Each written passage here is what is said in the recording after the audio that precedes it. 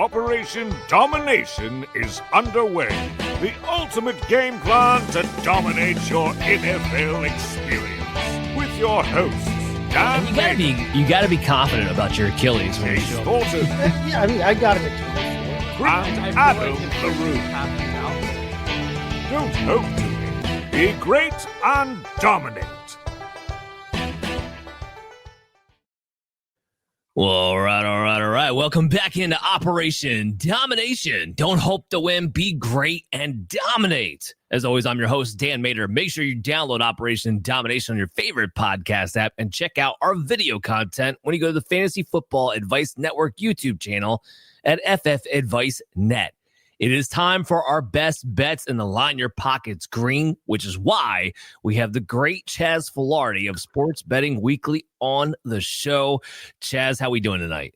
Well, last week I was great. The last 2 weeks before that, I was just good, But again, the bottom line is we've been doing this a long time, Dan. You really, that whole cornerback next mentality is really a sports betting thing. You have to have it.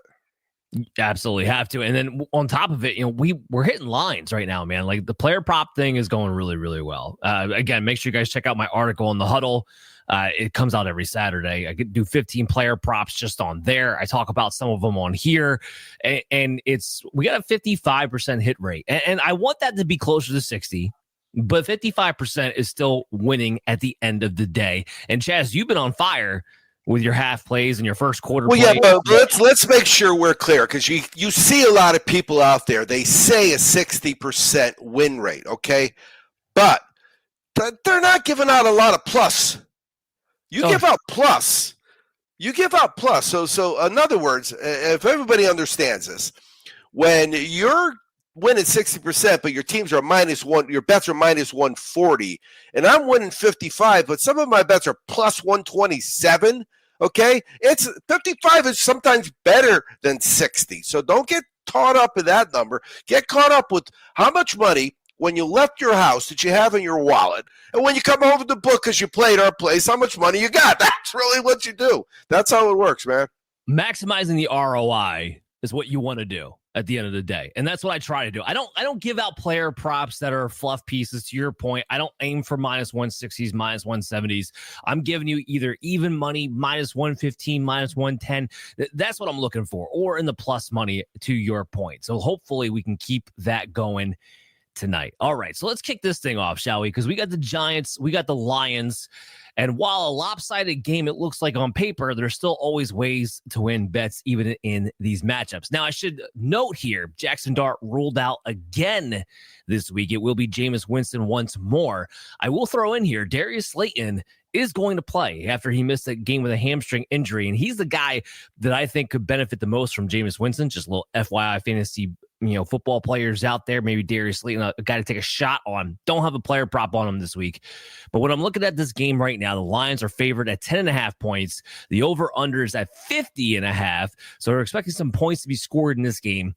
Giants are 6-5 against the spread so far this season. The Lions are 6-4 heading into this ball game. It is in Detroit. It's a hell of a spread. I'm actually kind of staying away from it. I think with Jameis Winston, the Giants can maybe keep this a little bit competitive, but the defense has been just so bad. So this is a game line wise, overall wise, I'm not really looking at, but I'm curious to see what you have in this matchup. Here's what I've got. And again, remember, I go through the first quarter, the first half, the second half, the game, and then I do it again for whatever you are on the road, the matchup, whatever you are on the road or home. So the Giants have scored 7+ and 7 of 8 in the first quarter. They're 7-1 against the spread in their last 8 games in the first quarter.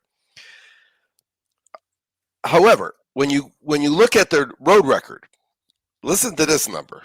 Where I had it. Where are they? The Giants, right? Giants. Oh, they're on the next page. Here we go. Big blue team. The big blue team. Yeah. Yeah. I just had it in front. Oh, yeah.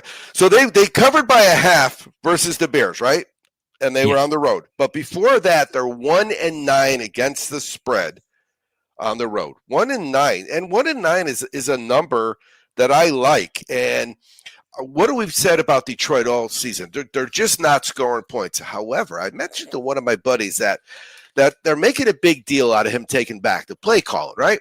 And so, if you remember, that was what got them to how special they were, because you never knew what the hell they were going to do and when they were going to do it, right? That was how he called the plays. Detroit, I mean, Dan Campbell didn't call the plays. That was all Ben Johnson. This is no. He took him back. I thought he did it 1 year. He did it that 1 year, I thought. Maybe the very first year he was the head coach, but that was before the Lions were any good. When the Lions got good, that was Ben Johnson, who's now the head coach of the Chicago Bears. He was the one calling plays. This is the first time we've really seen Dan Campbell calling offensive plays on a regular basis. But we have seen their numbers, and they're just not scoring any points. They're not. Not the level we expect. But the Giants allow 24 plus at home. Overall, 5 of 5 and 24 plus on the road. So what I'm doing is I said 30. So you mentioned the over under. So the team total is like 30, right? And 30 is just maybe a little too many. But what I like is the fact that this is a game to watch. So that's what I'm leaning. I'm leaning Detroit, given the points. I'm leaning Detroit in the second half. And what I'm going to do, I'm just hoping they do that. Because if the Giants score first, like they have in 7 of 8 games, bada boom, bada bing, I'm all in. All right. On Detroit, of course. Yeah. Right. Yes. I love that approach to it right there. Okay. So I have a couple player props for you in this matchup, though. So we have Jahmyr Gibbs rushing and receiving yards combined. The over under is set at 109.5. I have him projected for a whopping 114.5 points coming in, or half yards, excuse me, not points, coming into this game right now. His last 6 matchups here. We're talking about 118, 96, 104, 143, 91, 127, going up against a Giants defense that is getting scorched by running backs in both the rushing and receiving game so far this season. They are allowing 5.7 yards per carry to the running backs.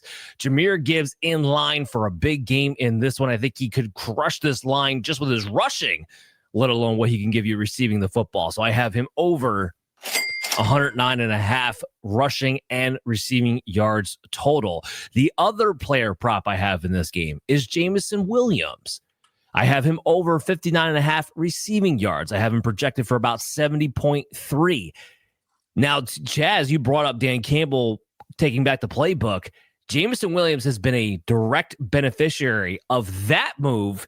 And now Sam Laporta, who we found out is going to be out for the rest of the season with a back issue, the targets get consolidated around Amon-Ra St. Brown and Jameson Williams. And Dan Campbell, one of the big reasons he took over the playbook was because he felt like Jameson Williams was not getting the ball enough. And what we've seen over the past few weeks is J-Mo go for 119 and go for 88 yards. And he's averaged 91 yards per game since Dan Campbell's taken over play calling. And we're only talking about a line that's sitting at 59.5. So give me the over on Jameson Williams there. I saw somewhere on social media just today, the Arkansas game where he had 3 touchdowns. Every single one of them was longer than that, I think. Yeah. I mean, we know the guy can put up big plays constantly. 2 catches and the guy could be over that line. And I love lines like that. All right. So we got the Seahawks and the Titans, another projected lopsided affair. The Seahawks are favored at 13.5 points with an over-under of 39.5. So a low over-under because we're not expecting the Tennessee Titans to score all that many points. The Seahawks are 8-2 against the spread. 8-2 against the spread. The best against the spread record in the league so far this season. Titans are 4-6. I know it's 13.5. I know it's a crazy line when we're talking about NFL games. I don't care. Give me Seattle to cover in this one. Their defense is too good. I don't think Tennessee can score at all, and the Seahawks could have an opportunity to put up points just by running the football. And I'll talk about that in a little bit. But, Chaz, what do you got in this game? So, yes, for the game, right, overall, no one scored 23 on them. 22 or less in 9 of 10. They're 8-1 against the spread. But on the road, they're on a 5-0 against the spread streak. In the second half, they've allowed 10 or less in 9 of 11. Now, listen to Tennessee. This is overall. Score 10 or less, second half, score 20 or less game. This is at home. Score 10 or less, second half, score 20 or less game. you're not gonna beat Seattle's good. You're not gonna beat them if you can't score. Tennessee is terrible. But when it comes to betting this game, I thought the over was so low at 40, and that 13 was too many points. So I'm leaning towards a Seattle team total, maybe. But I'm not betting that game to start. Here's the thing, Dan. As you know, when the early games are on and there's 6 or 7 of them, it's hard to play live action on the games you weren't invested in already because you ain't watching them. Sure. And you know what? I remember vividly one year hopping on somebody because they went down early, and then I turned it on, and like 7 inches of rain had fallen. It was a mud slop, and the final score was like 7-3 or something. So you got to be wise. Don't just bet. When you look at your phone, don't assume anything unless it's the opening kickoff, right? The opening kickoff, the guy takes it back. Or your team goes 3 and out punch, your favorite, right? You go 3 and out and punt, and the guy returns the punt for a touchdown. When something happens, like the other night, the Thursday night game, do you remember when the Buffalo guy broke it for a big one? Cook. Was it Cook? Yeah. That was it. I went at halftime. That was their whole offense. Do you know they made the over for their team total in the second half? This is Buffalo, 13.5. It was like free money. I said I watched that game. If it wasn't for that big play, they'd have no touchdowns. Yeah. That defense was just smothering it. And I talked to my buddy today, Johnny D in Vegas, and we were talking about that, 1, 2, 3 throw. 1, 2, 3 throw, right? That's the best way to be successful in the NFL. Well, it isn't 1, 2, get hit. And that's what 8 sacks. I say to my wife, Vicky, I say, honey, I feel bad if his actress wife is up there. That was when he got hurt. Remember he fell down and he looked like he was really hurt? Yeah, it did. Yeah. And that was like 5 sacks earlier. They had 8 sacks. It was insane. The poor guy was getting hammered. Oh, yeah. Josh Allen was running for his life like crazy in that match. It was absolutely insane. So let me get to the player props of the Tennessee Titans and Seattle Seahawks game. I am looking at Kenneth Walker. I know, guys, he popped up with a little glute thing at the end of Friday's practice. All reports are he's going to be good to go. They just had to report it. That's all. His rushing yard total is over under of 60.5. I have him projected for 69 yards heading into this game. I mean, Mike McDaniel came out after last week against the Rams, where Kenneth Walker played really well against a tough Rams defense. And while they lost that game because of the way he played, they said, you know what? It might be time for us to start getting Kenneth Walker a little bit more of a workload. And that part of the reason why Zach Charbonnet had been involved as much as he had to this point was that they were trying to save Kenneth Walker, somebody who's dealt with lower leg injuries throughout his career. But now we're into the nitty-gritty of the season. We're in the week 12. We're in the second latter half where teams are going to have to volley for what their playoff position is even going to be. And if the Seahawks want any chance of winning that division, they're going to have to go on the run because the Rams are not going away anytime soon. And part of that sounds like it could be Kenneth Walker, who just offers more explosion in the run game, something we all knew this entire time before. But now it sounds like the Seahawks are ready to actually give him a few more touches. And it's the Tennessee Titans who, look, I know last week they kind of held their own to a surprising level, but this is not a defense that has typically been able to hold running backs in check. We're talking about a team that's allowing about 23 carries a game, 109 rushing yards a game to the position, about 4.7 yards per carry. You add Kenneth Walker into a positive game script on top of this with a coach backing him for more touches. Yeah, I'm all about the over here at 60.5. All right, let's talk a little Patriots and Bengals, shall we? We might see Joe Burrow. So I talked about this in yesterday's show. If you didn't see that or watch it or listen to it, whatever, go check it out. Operation Domination, favorite podcast app, and at FF Advice on YouTube. When I had Dr. Brian Scott on the show, and Joe Burrow has been practicing in full all week, and Joe Flacco has not. Now, when the Bengals had opened up Joe Burrow's 21-day window, they wanted it to be week 13 that Burrow came back. But now he might be more healthy than Joe Flacco is. It has not been determined yet who the starting quarterback of the Bengals is going to be, but something to watch. On the other side of that, Jamar Chase is definitely suspended for this game. So he's out. So even if Joe Burrow does play or not, he will not have his top option. T. Higgins will be that top option in this matchup. And it is in Cincinnati, but the Patriots are still favored as road favorites here, -5.5, an over-under of 51.5. So people are still expecting these two teams to score. Patriots are 7-3-1 against the spread, while the Bengals are 3-7 against the spread. And I can totally understand why. I love the Patriots at 5.5. You're going to give me this team with less than a touchdown that they have to cover. I'm all about it, especially with Jamar Chase out for the Cincinnati Bengals. The Patriots have a solid defense with Mike Vrabel there as the coach. They have what could be the MVP at quarterback this season in Drake May, and they have figured out their run game is more explosive with Travion Henderson against the worst rush defense in the history of the NFL in the Cincinnati Bengals. I think they cover this one at 5.5. I think they do it easily. Chase, what do you see in this game? Or Chaz, I'm sorry. No. Chase is a relative term because as a purveyor of LSU 4-time national championship souvenir football signed by Jamar Chase, I want the public to understand he's still a young man. He makes mistakes. And, it wasn't a real good look for him denying it when on film, if we got you on the camera, my man, you just got to eat up and accept it.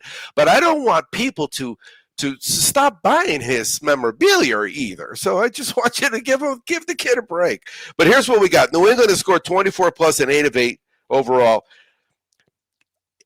In the last 9 games, Cincinnati has allowed 27 plus. Straight 27 plus in 9 straight games. Now, Dan, football. That doesn't, whether Burrow plays or not, has nothing to do with that side of the field, right? Am I missing something? No. So in their last 12 games at home, it's gone over in 11. They've scored 24 plus in 9 of 9, but they've allowed 24 plus in 6 of 6. I've got New England and over here. But here's a couple good stats. New England is first in defense, in rushing defense. And Cincinnati's second to last in rushing defense. So that means you have no choice but to throw. That'll get you some points. But Cincinnati has allowed 257 passing yards per game so far this year. That's second worst in the league. Yeah, okay. If we were on, I don't think we did a show to begin the year, but I'm telling you right now, if you asked me who was going to win the East, I wasn't going to tell you New England. No, I wasn't. Now, there were people that were saying New England was going to the playoffs. I looked at this team. I still look at this team, to be honest with you, on paper and say, I don't, outside of Drake May, I do not see the over-the-top talent on either side of the football. They're just playing over their skis right now, and sometimes that wave just rides out for an entire season, and there's nothing you can do to stop it.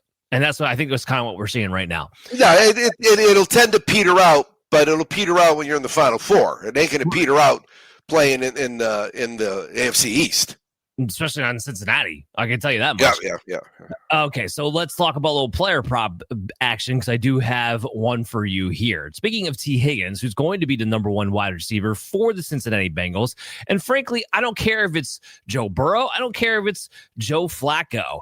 T. Higgins without Jamar Chase is a target hog. So right now, his over-under set at 71.5. I have him projected for about 80 receiving yards in this matchup. And he's already started to play better over the past couple of weeks and be more involved, even with Chase on the field. I mean, he's already averaging 7.4 targets per game over the past few weeks. So that's a good indicator for him to get over the 70 plus yards just based on that usage. When you tack on, will probably be an extra 2 to 3 targets minimum without Jamar Chase really around.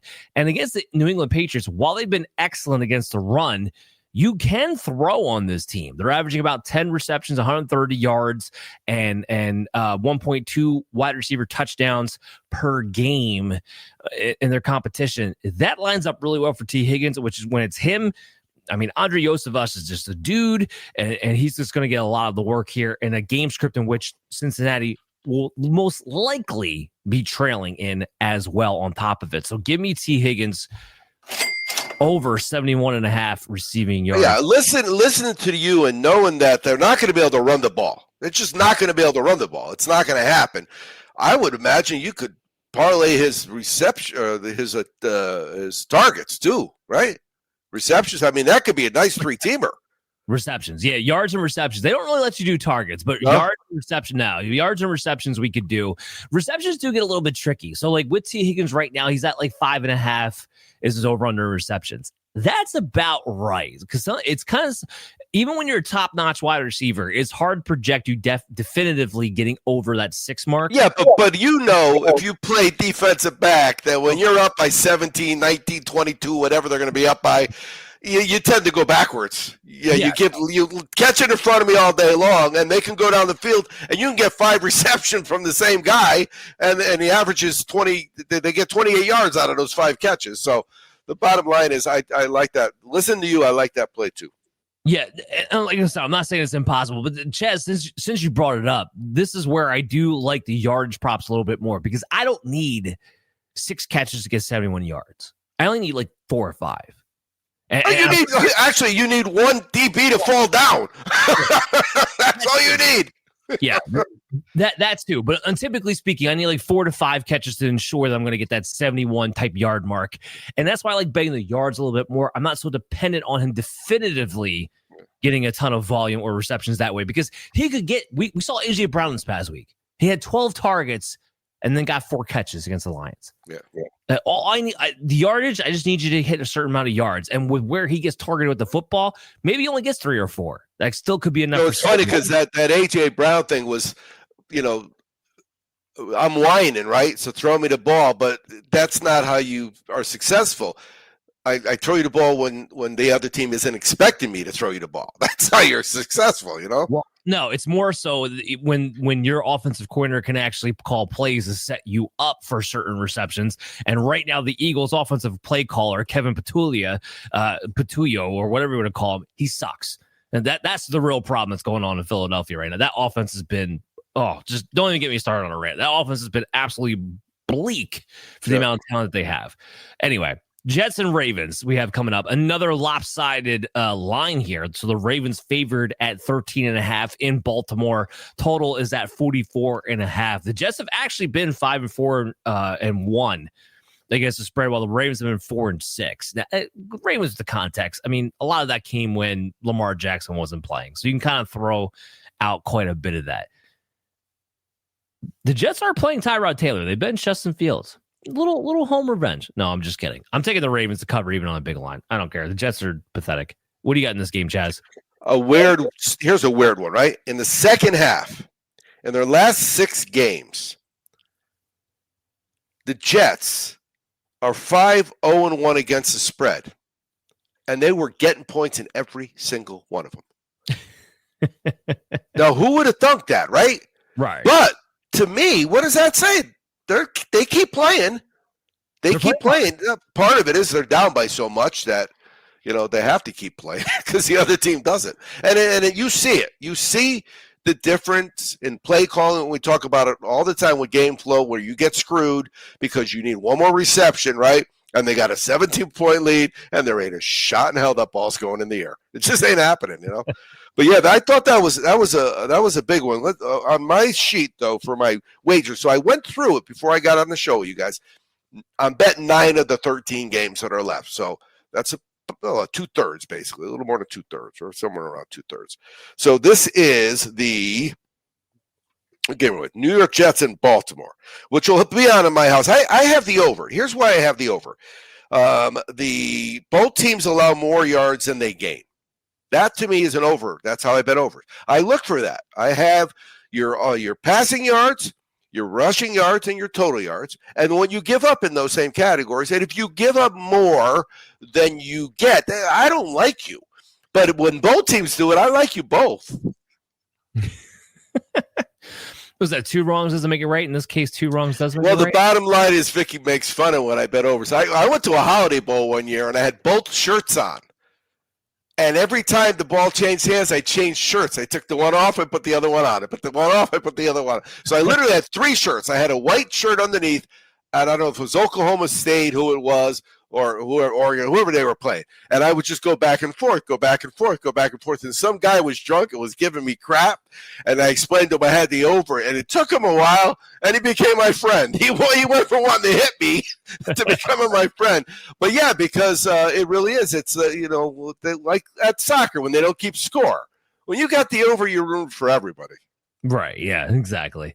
All right. So I do have a player prop for you in this one. You want to talk about not being able to throw the ball. Hey, let's talk about running the football with Derrick Henry in particular. So his over-under is at 85.5 rushing yards this week. I have him projected for 92.3 rushing yards. So it got off to a slow start for Derrick Henry earlier this season. I get that. But he's been on a bit of a roll over the last 3 games. We're talking about 19 carries of 119 yards, 20 carries of 75 yards, 18 carries of 103 yards over those 3 games. So well over that 85.5, 2 of the last 3. It is the second half of the season. It is Derrick Henry time. It is Derrick Henry season. And you're talking about a Jets defense that is getting scorched by running back so far this season, giving up over 100 yards per week to the position. And when you have a 13.5 line, the expectation is the Ravens will very much be in a positive game script, which very much bodes well for Derrick Henry to get the ball really consistently throughout this game. So give me Derrick Henry over 85.5 rushing yards. So when your article comes out tomorrow, is it going to have that 4.9 average in there? Yes. Okay, so because I watch, whether I want to or not, I watch every Ravens game, right? And it's like 2nd and 2, and they don't hand off. They throw the ball. And then it's 3rd and 2, and they don't hand off. The guy gets you 5 yards. Just keep handing him the freaking ball. It's amazing. And part of that, why they're chasing their tail, is because he didn't have one game where he didn't even get hardly any carries, I remember, early in the season. That happens every single year with him. Every single year with him and Todd Monken, it happens all the time. But the second half of the season is when that seems to go away. It's like, but maybe somebody just comes and bitch slaps him upside the head. Hand the ball to Henry and tell Lamar to get out of the way. Because when you do that, and you do that, and you do that, and then you don't do that, that's when he runs 60 yards. Keep giving the ball to Henry, and then one time you make believe you give it to him. You don't really give it to him. You make believe. They call it a fake. And then he scoots around the end, right? And how many times has he gone 50, Lamar, in his career, right? Oh, yeah, 100%. Now, this actually bodes even better for Derrick Henry because Lamar Jackson's been a little bit banged up. So he's been dealing with the knee. This week, it's an ankle issue they listed him with. That's why he missed practice on Wednesday. Oh, they don't want him running. No, because they saw what happens when he gets hurt, and right. they're done. Because they were 3-5, and they had a 63% chance of winning their division. It was amazing because of the way they play each other. Well, the bottom line is they saw how bad they are without him. That's why he's an MVP more than once.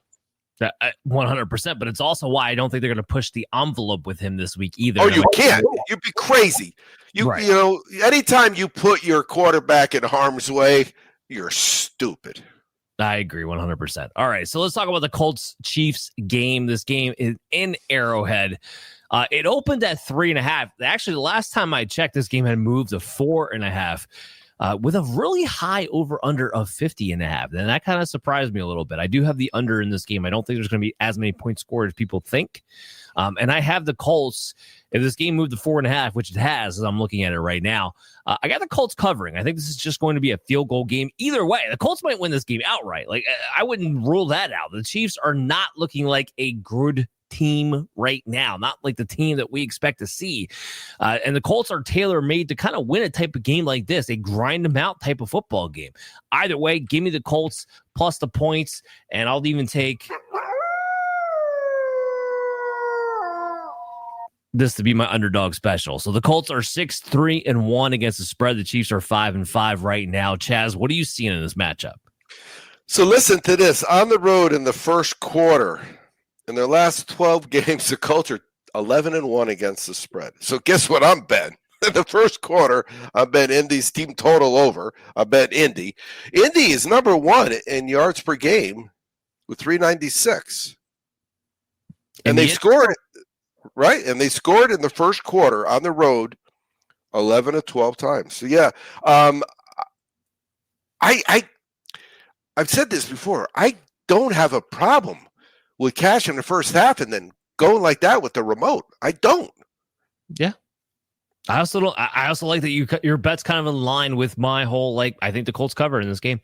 Well, listen to this, right? There's a 4-0 on a 4-0 run against the spread in the first quarter. They scored 13 plus in 5 of 6. They scored 13 plus in the second half of 6 of 6. So if you score 13 plus in the first half and 5 of 6, and 13 plus in the second half 6 of 6, guess how much you scored in the game? Yes, 31 plus in 5 of 6. I just think they're a better team. Now, don't get me wrong. Having Mahomes on that sideline changes things, but the weapons aren't there too. You know? Yeah, they're just not firing all cylinders right now. But one of their weapons, I do have an over on, and that's Mr. Travis Kelce. 51.5 over under is his receiving yards prop for this game.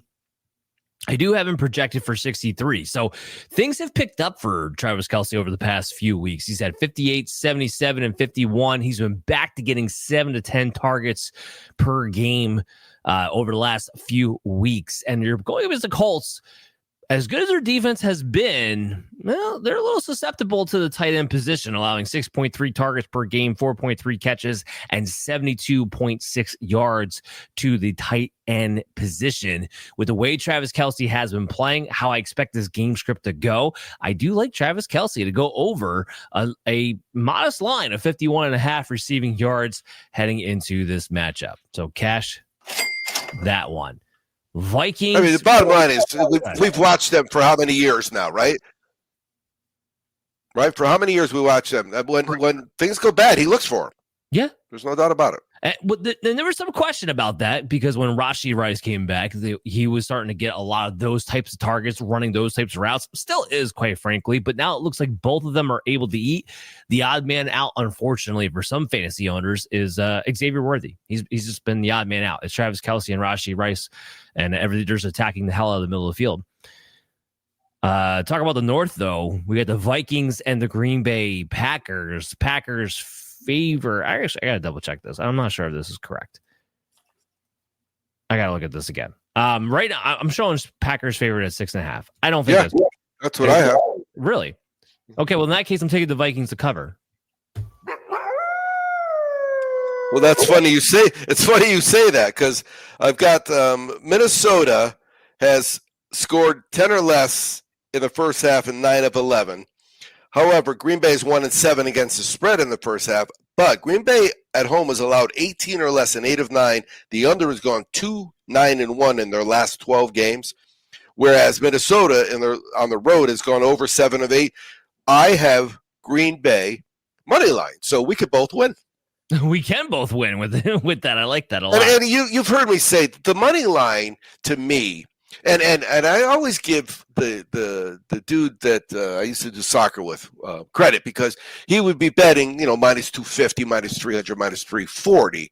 But he's winning 9 out of 10, and you make money at 9 out of 10 at minus 340. You don't make money at 60% at minus 340. But when you get down and you take a touchdown away, and now it's an even game. What happens is I had a heart attack, so I try to keep my stress level down. The last thing I want to do, Dan, is not only have in my hand my tickets, but my nitroglycerin pills.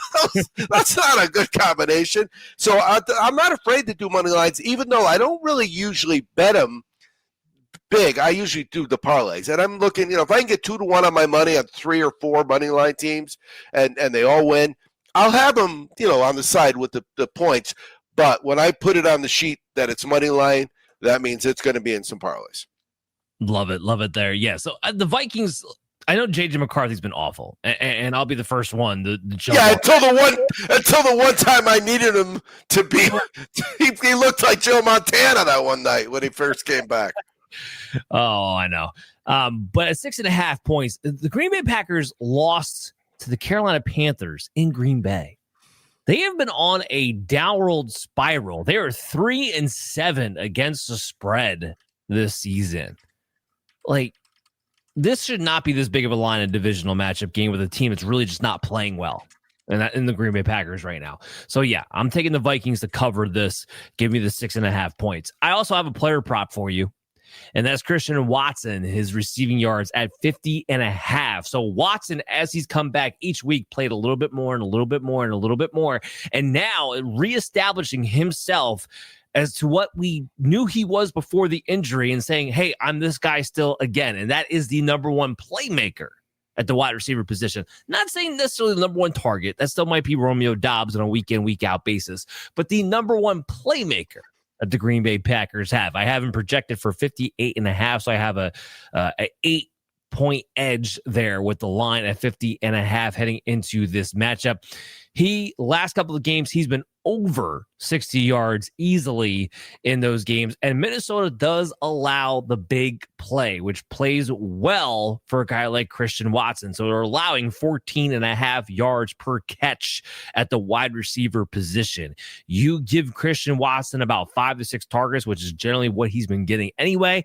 And I give you a guy who could easily get over a 50.5 wide receiver receiving yard mark. So I like that one quite a bit in that matchup. Steelers, Bears, Pittsburgh here. Bears, the Bears, they're favored at -2.5 here with a 45.5 over under. Steelers are 5-5 against the spread, and the Bears are 6-4 against the spread. Look, I'm not big on teams that consistently win one-score games in the last couple of drives in the fourth quarter because that's just no way to live on a consistent basis. But the Bears are doing it right now. And we still don't know for sure if it's going to be Aaron Rodgers or if it's going to be Mason Rudolph at the quarterback position for the Steelers. Here's what I do know for sure. It doesn't matter. It's not like Aaron Rodgers put up a ton of points anyway, and with Mason Rudolph there. So give me the Bears at home, the cover at 2.5, and what I think is going to be an ugly game, and therefore I have the under at 45.5. Chaz, what are you seeing in this one? Yeah, on the road in the first half, Pittsburgh has allowed 12 or more in 6 of 7. They're 1-5 against the spread in their last 6. At home, Chicago is consistent. If you look, it's like 24, 23, 24, 24, 24. I mean, they don't even have a big range. And they scored 24 plus in 4 of 4. And I am betting them. I have them on the money line, mostly because I don't know who's quarterbacking. I don't think I'm betting the money line, honestly, if Aaron Rodgers isn't playing. But Chicago's team total, I like it. I'm going to bet it again. Okay. Let's take that one. I don't have a player prop for you guys in this matchup, so we can move on. One more, a couple more here. So these teams combined to allow almost 500 passing yards a game, right? You would think you're going to get some points if you can get 500 passing yards a game. But as you know, they're not really high scoring. They're middle scoring because it's all between the 20s. But Chicago has 146 yards per game on the ground. That's number 2. And I'm thinking if they can get the lead, they don't care if they got a lead by 1 or by 2 or by 3. Again, when I bet money line, I'm betting it because it changes, as you know, how you watch a game dramatically. Not even a little bit, dramatically. It does, 100%. Let's talk a little Jaguars, Arizona Cardinals. So the Jaguars, coming off a dominant performance against the Chargers at home, are now on the road. They're now going from east to west against the Arizona Cardinals. The Jaguars favored at 3 points in this game and a total of 47.5. The Jaguars have been 5-5 against the spread. The Cardinals have been 5-5 against the spread in their own right. I take last week's game that the Jaguars put up against the Chargers, and I throw it the hell out the window. The Jaguars are not that dominant of a ball club. That was one of those weird things that we see happen in the NFL every once in a while, where one team they just have their day, and this is what happens. Now, the Arizona Cardinals are not a good team, and they are completely and utterly banged up. And being this line so tight, if you want to take the Jaguars, they are the better team on paper, and I'm okay with it. But I'm more interested in the over-under at 47.5. Give me the over in this game. Arizona should put up at least 20 points. I see no reason why Jacksonville shouldn't put up at least 27 to 28 points in this game. And that's a baseline that I'm giving you, frankly, in this matchup, because Jacksonville should be able to run, which is what their offense is predicated off of. And Arizona should be able to pass, which is what their offense is predicated off of. So they kind of both play well into each other. That's what I'm seeing. Chaz, what are you seeing?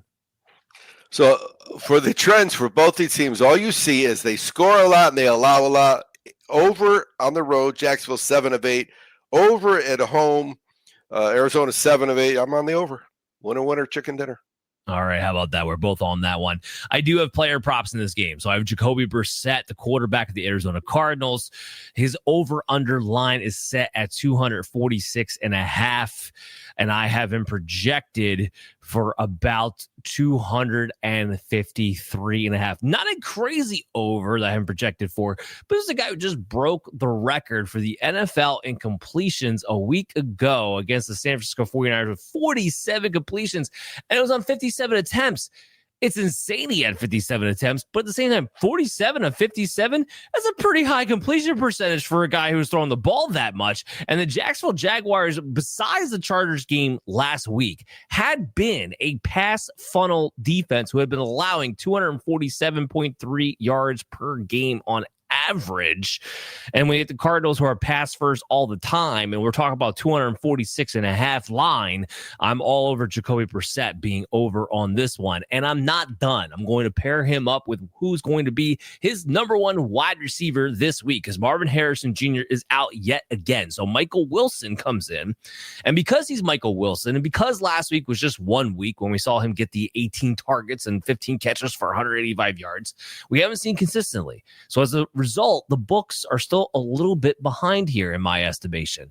His over-under is only 57.5 against the Jacksonville Jaguars. I have him projected for over 64 yards heading into this game. This is a pure, you're the number one target, your volume, your pass-first offense, and the Jaguars have been a team, again, not only giving up passing yards, obviously the quarterback, but what goes hand in hand is passing yards to the wide receivers. They're allowing at least 12 catches and 141 yards to the position, 11.8 yards per catch. That plays well for a parlay here of Jacoby Brissett over 246.5 passing yards and Michael Wilson over 57.5 receiving yards there.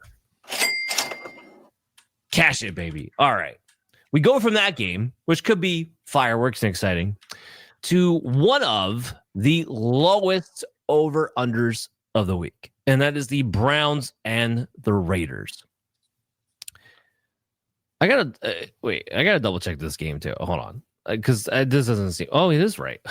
Guess what, Chaz?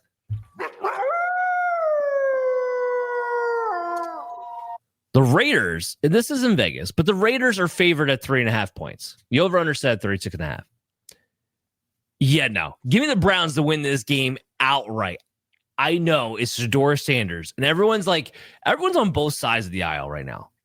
Where the people, did you see that game? Did you see Cleveland cheering? They went crazy when Shedeur came into that game. And then Shedeur came out and played exactly how all of his critics thought he would play as an NFL quarterback, which was bad arm, bad reads, holding onto the ball too long, everything that could go bad.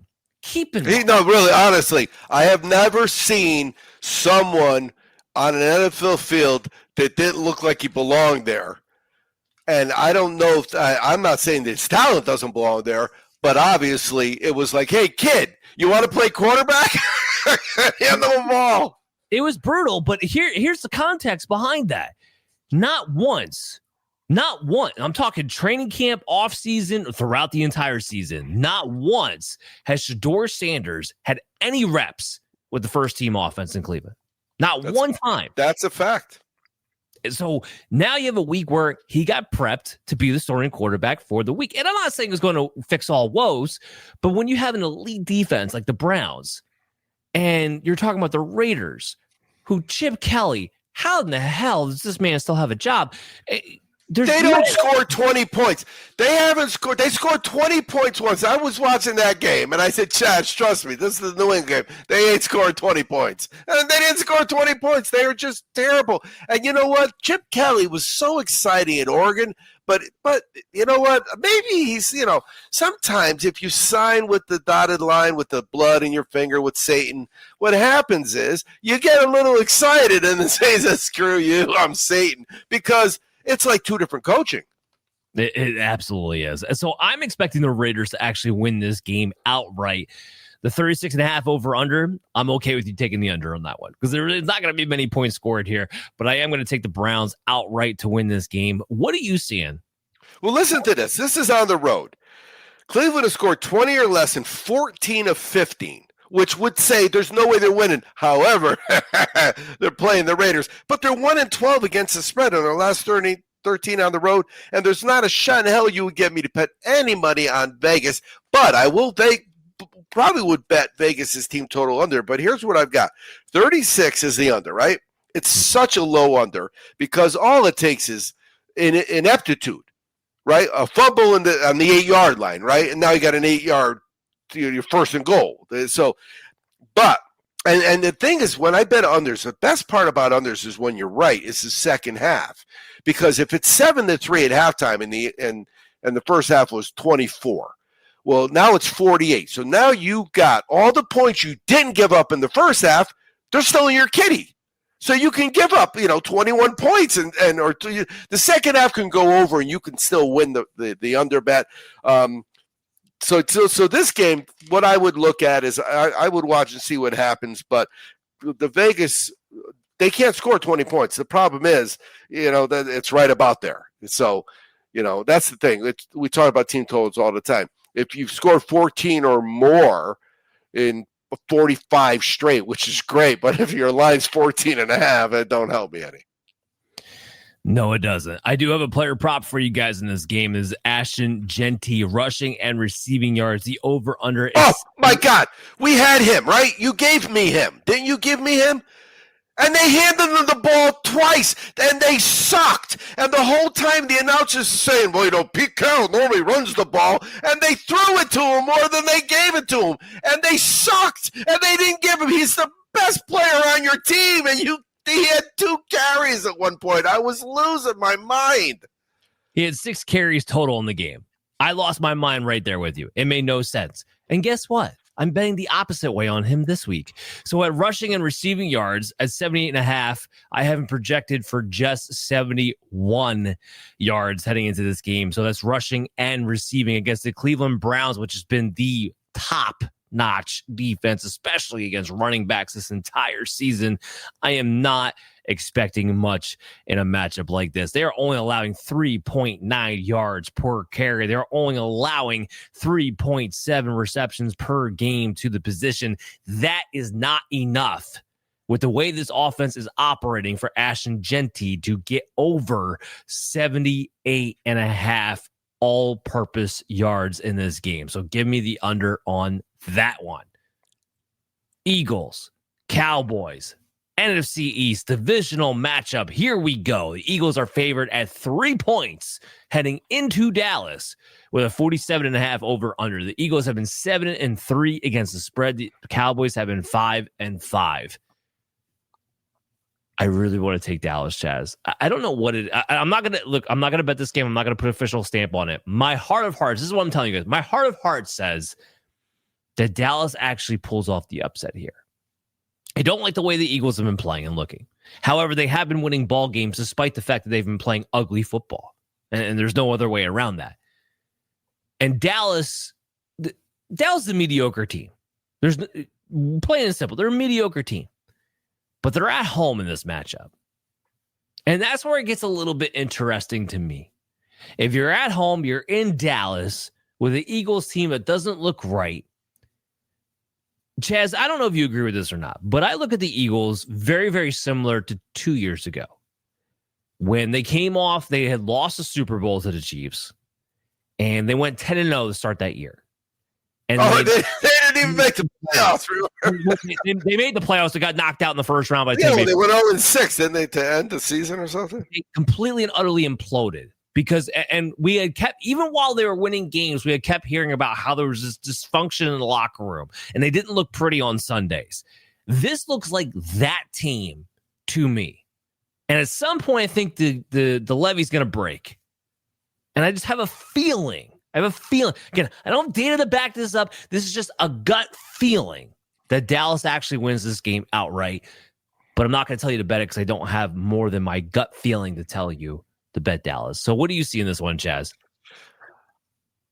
Okay, if I had like one of those, things that they wear, the guys with the ball, the crystal ball, and that, I would say I see Jerry Jones. He looks disturbed. He looks upset. They give up so many points at home.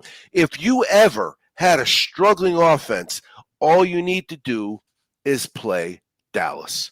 It's that simple. So that's what I see this happen. And here's Dallas in the last home games. This is home. They got they put a window in so God could watch, right? God has watched you give up at least 22 points to every single team that played you in 13 of your last 14 home games, and that goes back to 2022. So, yeah, I got Philly in the over. Okay. Yeah. I think Philly's going to score points. I think no, don't get me wrong.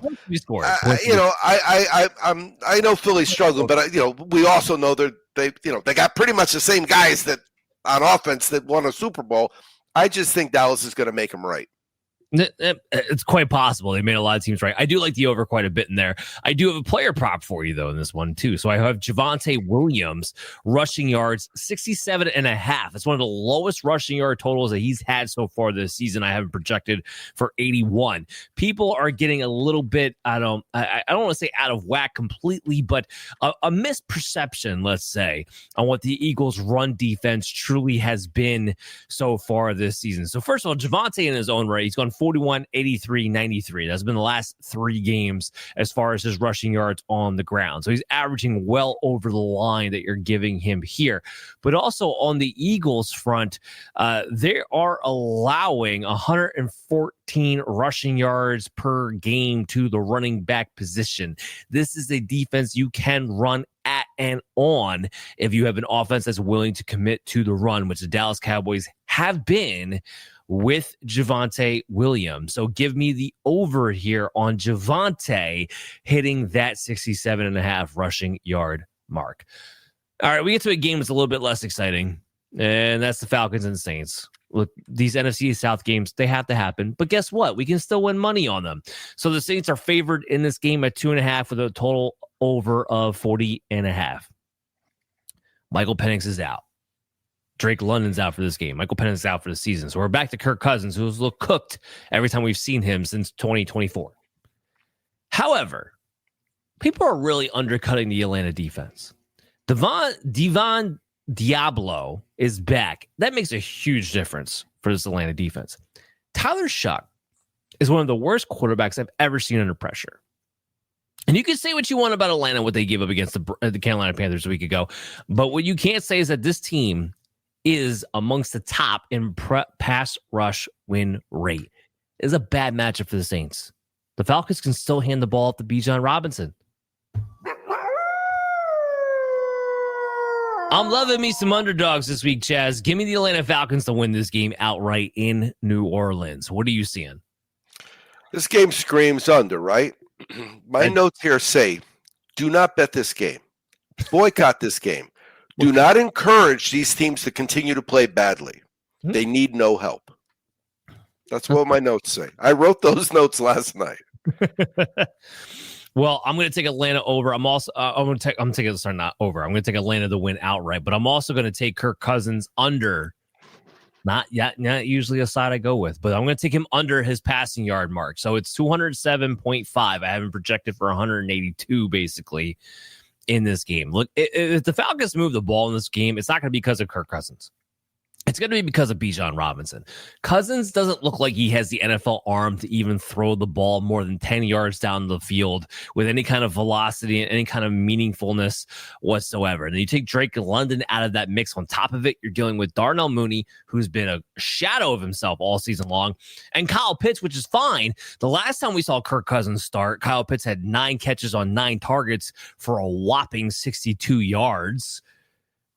I don't see Kirk Cousins reaching 200 yards passing, even against the Saints defense in this one, when the weapon will most likely be Bijan Robinson out of the backfield. So give me the under 207.5 for Cousins. Okay. So I got a question. Shoot for it. When the check's got to be direct deposited from the NFL, right? They don't get a check. They get direct deposit, right? So when he goes and he sees the check he gets, does he feel guilty? I wouldn't if I was him. But he gets a lot of money. Well, he's been doing his whole career. Kirk Cousins is notorious for like getting paid more than he was worth his entire career, basically.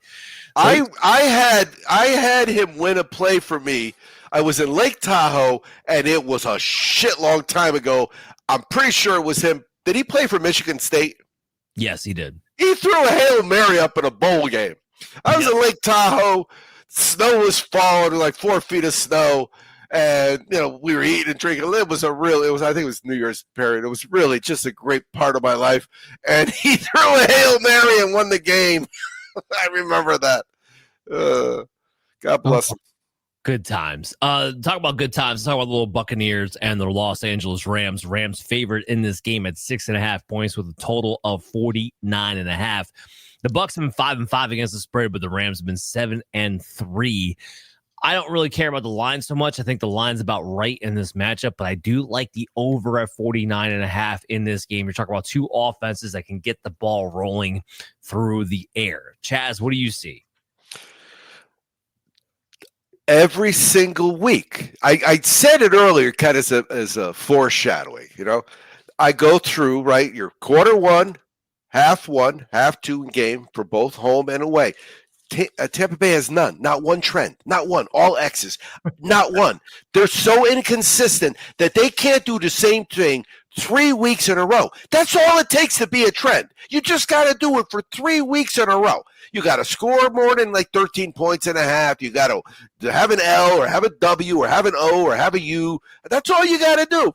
And they can't do it. And you know how many times the Rams have cashed for me in the second half? The Rams in Denver. I mean, if you just do nothing this year, but it's what, week 12? Right, yeah. Week 12. Yeah, if you did nothing this year, but Rams second half and Denver second half, your friends are jealous of you. All right, so I love that. The Rams in the second half. Let's talk a little Emeka Egbuka. His receiving yards are 63.5. I have him projected for just about 72 receiving yards in this game. So over his last 3, and he's cooled off a little bit from the earlier stretch of the season, I grant you, but 71, 65, 78. His last 3 games, he's been well over that 63.5 yards mark. He's the only guy there. Chris Godwin's still not going to play. Mike Evans is not coming back this season. It's a game in which the Bucs are expected to have to trail and throw the football, especially in the second half. Emeka Egbuka is a real deal. The cornerbacks of the Rams, yes, while their defense has been good, their secondary has not been. I am all over Emeka Egbuka getting over a 63.5 yard mark. And in fantasy football, I even have him projected in my top 10. So I got him going over that mark as well. But I also have Puka Nacua. And you should be used to hearing his name when I talk about player props. I got Puka Nacua over 89.5 receiving yards. I have him projected for about 95 heading into this matchup. We're talking about over his last few weeks here, 130 yards, 91 yards, 112, 170, 85.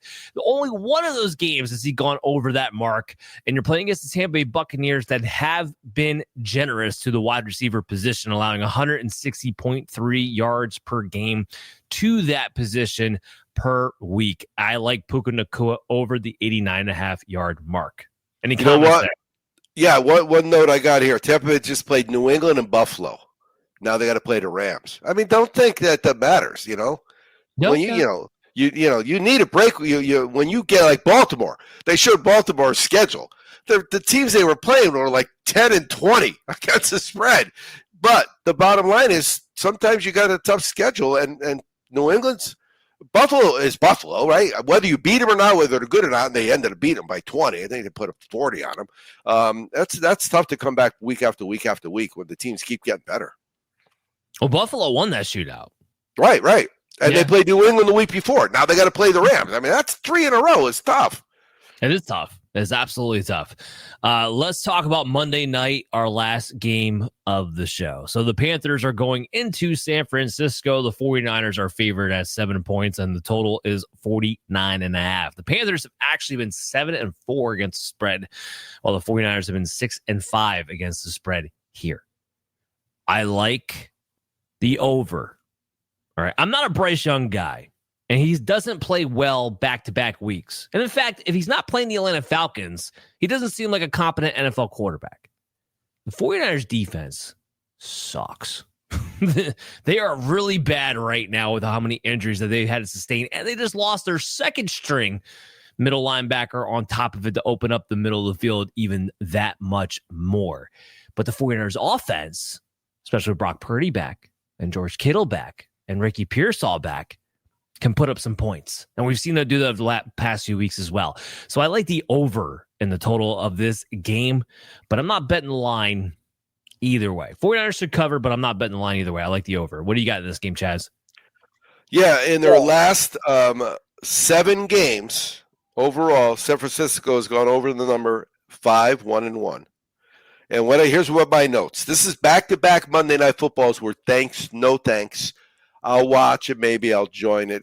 Usually, because remember, it's 5:30. It starts out here. So, I'm cooking dinner. I'm in the kitchen. I'm looking. We got mirrors so I can see the game backwards.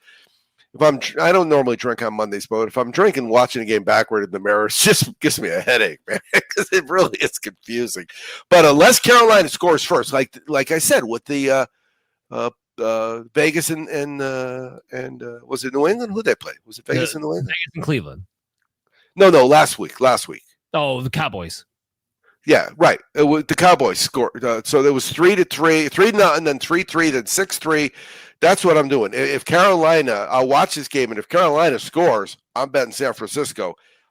You have to be ready with live action for stuff that happens. You see it so often where a team plays good for 18 minutes of a 60-minute game, and the final score is 31-13, but they were up at one point 13-6. So that's where I see this game. I'm not touching it, but if Carolina scores first, I'm in. All right. I like that action there. So let's talk a little bit of a prop bet that I have for you guys as the last one of the night. It is Brock Purdy, and I have him over 1.5 passing touchdowns for this game. I have him projected for 2. So Brock Purdy, he's only played 3 games this year. I get it. But in those 3 games, 2 touchdowns, 2 touchdowns, 3 touchdowns. Pretty consistent here out of Brock Purdy with this offense, with the weapons that he has available to him, especially with Christian McCaffrey healthy. And the fact that, honestly, the 49ers have kind of struggled to be efficient on the ground. And that has played a factor in the fact that they have been more of a pass-first team than we're used to seeing Kyle Shanahan teams be. The Panthers are allowing more than a touchdown per game to quarterbacks to begin with anyway, but I think Brock Purdy goes for at least 2 in this one, gets you over the 1.5 passing touchdowns for the over-under. That does it for the show. The beauty about McCaffrey, too, is he's as dangerous as a receiver as he is a running back. Correct. He had a receiving touchdown this past week, and that's kind of the way you kind of use these guys going into matchups like this. Yeah. But that does it for our show. Chaz, as always, I love having you on, man, but I want you to tell people what they need to go check out. What do you have coming up next? Well, it's Black Friday for us, championshipfootballs.com, Black Friday. So I'll be posting on, what I'm going to start doing? Here's what I'm going to start, because I've been posting on Facebook and on X, all right? X. On X, I've been just, sharing our stuff. I think I'm going to tag some of our Domination weekend with the Black Friday special. And again, remember, championship football. So I'm sorry. If your team sucks, I can't help you. It's not my problem that your team sucks, okay? we do championship football. So like Ohio State last year, Eagles last year. Before that was Michigan, Kansas City. I mean, that's what's it's not your team had a pretty good season, footballs.com. It's not. Guess what? We have a new general manager, footballs.com. It's championshipfootballs.com. The coolest present they'll open that day, and it's guaranteed. Love it, love it, love it. Make sure you guys download Operation Domination on your favorite. Hey, you know what I should do? I should have you send me that video clip. I can use that as a commercial. We can definitely do that, Chaz. Awesome. Not a problem. And you know what? Because you and I will have Thanksgiving before these people will have Thanksgiving. Well, happy Thanksgiving, everyone. Happy Thanksgiving. Yeah, absolutely. Happy Thanksgiving to everybody out there. And make sure you're downloading Operation Domination on your favorite podcast app and check out our video content on the Fantasy Football. Or what you could do is you could drive down the road and put $20 bills out the window. Crack the window just a little. It'll suck it right out. Or you could bet what we tell you. Find our video content on Fantasy Football Advice Network, Fantasy Football Advice Network on YouTube at FF Advice Net. And Chaz, you always like to say, always be cashing. We'll see you guys again next week.